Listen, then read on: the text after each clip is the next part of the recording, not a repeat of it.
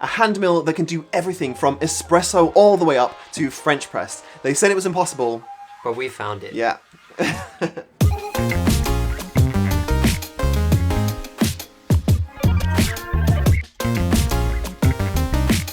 So I wondered if it's possible if a hand grinder can actually do a better job of grinding than an electric specialist espresso grinder. That's why I invited my friend Arthur over so that we could check if this hand grinder, the 1ZPRESSO JX Pro... Actually, it's 1ZPRESSO. That's the official title. Oh, damn, I got it wrong. The 1ZPRESSO JX Pro. That's a mouthful. Yeah.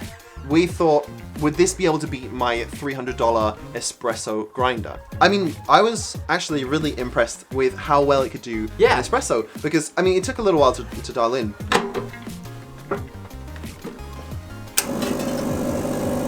Oh, that came out super fast. Okay. But once we got it there, the consistency was a lot better than my electric grinder. So if you look at something like my espresso grinder, it's got a really fine, narrow range, right? It's like even the coarsest setting is like here. So it's definitely only for espresso, whereas this one will go from espresso all the way up to French press. So it does have a lot more options when it comes to how you can grind it. Yeah, and the reason why I wanted to get this grinder is because I was using just a basic Hario $40 hand mill, and I wasn't getting the consistency that I wanted. But I mean, if you just look at this, like, this is pretty consistent. I mean, the French press is a little bit there's a little bit of rough, but it's a lot better than what you would get from like a $40 Hario hand mill. Even at the finest range, I think we did like with one rotation, it was so fine that you couldn't get anything out, and then we did another rotation and it was still so fine that nothing came out. So I'm impressed that, like, that's like what, 30 clicks? Yeah. It was basically like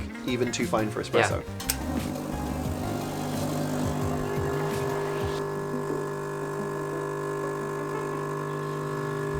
Yeah, still too fine. So you can see, like, just this little corner bit here, you can see it's kind of depressing. So that's like the water trying to find a route through. So you've got like a little bit of that like on the edges here, like little... actually, that edge is fine. It's just really like this edge. So what does this mean? What it means is that this grinder can go all the way to so fine that it's too fine for espresso. Okay. So that means it's got a massive range, because it goes from that, which is too fine for espresso, to this, which is perfect for French press. So it's like a very variable and very capable grinder. What? So about one revolution here has about 40 clicks, and this is from like no clicks to 5 clicks or 6 clicks, right? So you have 6 times 40. I'm not good at math, so 6, 12, 18, 240 levels of variation that you can do here, which I think is amazing for a hand mill like this. So the question might be, why is this cheaper, yet it's still able to do such a fantastic, consistent espresso shot? And I think a big part of it is that because it doesn't have any electric motors, it doesn't have like a hopper, it doesn't have this huge plastic body, it's just a small, heavy grinder. They can put all of the money into those burrs instead of putting a lot of money into motors and all of the different parts that go into an electric grinder. And then after that, you can take the burr out. This is a burr. Charlie, so you actually use this for the first time today. So how is the usability on this? I really liked it that it was so fast and that it got such a good consistent grind. Like, that makes a huge difference. And even like you saw for the espresso came out in that perfect kind of like from the outside straight into the center, rather than a lot of times you'll get like little drips from like the left and the right, and then they kind of come together into one stream, and that kind of indicates a little bit of like channeling for espresso, which is where the water is trying to find the fastest route through the coffee.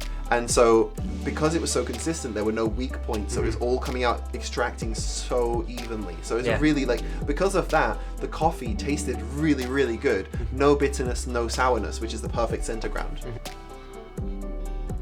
How is it? Oh, that's really smooth, actually. That's really good. We nailed it. Yeah. We freaking nailed it. Yeah, it only took us 5 times. 8 times. 8 times? Yeah, like a lot of trial and error. But I think once you get this thing dialed in, the consistency is better than this electric grinder. And what about as far as like grinding and like holding it and handling it? How was it? It's pretty heavy. Yeah. Like, that's one of the things I was surprised by, because I've used the Hario hand grinder and it's made of plastic and it's really light. This one's really heavy, but like reassuringly heavy. So I'm a pour over French press guy. You're the espresso guy. Using this for espresso, what did you not like about this?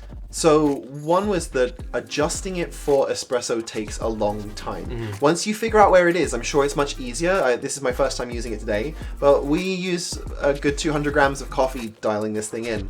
So I'm sure it'll be better next time, but you know, since you need to readjust for every coffee that you use, I think having that kind of like barrier, you might end up wasting a little bit more coffee than you might like for something in this range, as opposed to something that's really fine-tuned just for espresso. And another thing was that when you take off the top part here, it has like a little hook where the handle sits, and as soon as I poured beans in, they get stuck in here and they just don't come out sometimes. Like you kind of like you're like chasing them around in a circle around there, and that can be kind of annoying. It's not a big deal. It's like a really small thing. How is the grind and everything compared to that $300 electric grinder you use for espresso? So it's difficult to say because I think I know my espresso grinder really, really well. So for me, dialing in is super simple. For this one, I think one of the biggest advantages really is that it generates a lot less static. So there's a lot of static that comes from an electric grinder because it's spinning around really, really fast. The coffee beans will like popcorn in and out of the grinds, and that causes a lot of static. So you end up with coffee grinds coming out that are kind of clumped together because they're statically charged. And that can kind of create resistance for water, which makes it less evenly extracted. But for this one, there was way less static, and I liked the fact that also the bottom part of this here fits perfectly into a portafilter. You can put the portafilter on and flip it upside down, and it comes out really like very nicely. You don't end up losing grinds all over your kitchen, which is I mean, if you look at my house, it's basically like just coffee grinds all over the place. Yeah. So Charlie, you know, I brought this to you because this can do espresso, but is this going to make you give up your electric espresso grinder? I don't think so. I think part of it is that it just does take too long to dial in the grind for an espresso.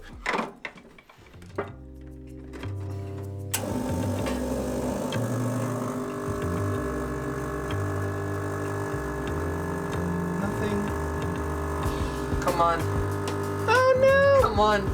No. Come on, baby. Because espresso, it needs those fine micro adjustments, which this can definitely do, but on an espresso grinder, like one that's specialized for that range, it's going to be a lot easier and a lot quicker. So I'm not going to waste anywhere near as much coffee because we did go through a lot. Yeah, we actually by accident we actually went up to like a pour over coarseness, you know, when we were trying to dial in for espresso. So I get that. Right, and that video was so funny. Just like floodgates. So I don't think I'll be giving up my electric grinder for this one just yet. I think it is a really good grinder for people who kind of like to try different kinds of things. Maybe they have a French press when they have a group of people come over, they have a big French press cafetiere, and when they do pour overs on a weekly basis, and sometimes they want to go a little bit finer for like a mocha pot or something like that. Then, you know, if you like to try different kinds of coffee, then I think it's a really, really good option. Like I've been incredibly impressed by the consistency of the grind at every level. So yeah, I think it's for that kind of person. I wouldn't necessarily say that this is ideal for someone who's really into home espresso, but by that stage you've spent thousands of dollars on your coffee setup, so a $150 grinder wouldn't usually be on your radar. Yeah. Thank you so much for coming over and showing me this. I would never have thought to try a hand grinder for espresso. Yeah, I mean, well, I'm glad you liked it. I'm kind of sad you're not going to give up that electric one and give it to me, but I'm fine with this one myself.